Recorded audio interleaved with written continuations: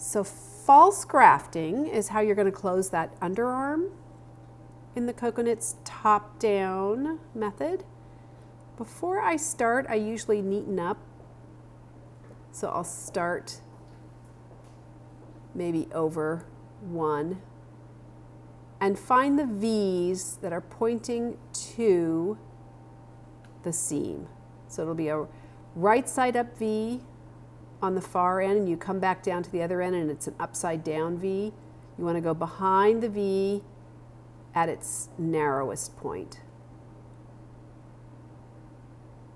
And you just go back and forth. It's sort of like lacing behind the points, both points where they're at their skinniest.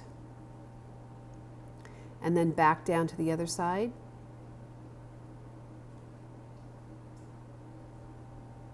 And you just lace back and forth. And if you keep the tension about the same,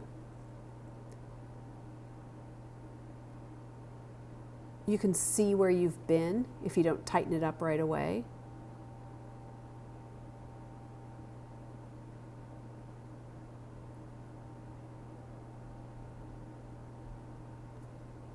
You just keep, again, behind the V's, right side up V. Now this is an upside down V.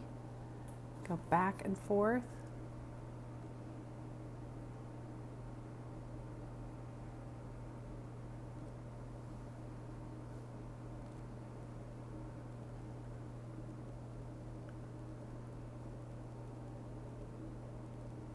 From V to V.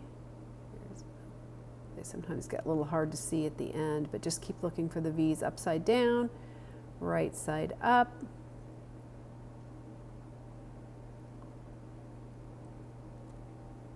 One more upside down.